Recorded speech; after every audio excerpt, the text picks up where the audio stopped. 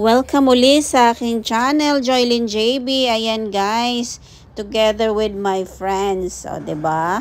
Nag-hotpot kami o hotspot. O, basta yun, kasi nga ang lamig. So, dito kami nag-lunch. Ayan.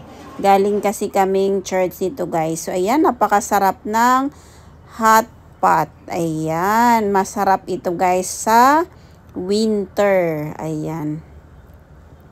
So, ano lang to siya guys, vegetables, kasi hindi ako kumakain ng rice.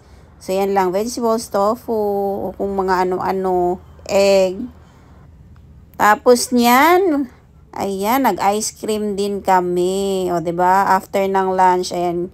O, 'di ba? Picture-picture kami diyan sa napakagandang puno kasi nga taglagas na ba? Parang ganun ba? Yung nagiba na yung mga kulay ng puno. Kaya nag-video lang at picture. Ang ganda kasi ng panahon. So, dito sa park na to guys, tingnan nyo yung ulap. Ang, maaliwalas. Yung puno naman na na siya. Parang tawag nun na, naglagas na nga, naging brown, red yung mga dahon kasi nga mahuhulog na yan, magpapalit na naman. Ang ganda ng panahon pero malamig pa rin. Tapos pag pumasok ka sa mga mall, ayan, kasi nga Chinese New Year na naman. Pero itong huli, yan, di pa nila inalis yung Christmas decor. Ayan, may mga Santa Claus pa dyan.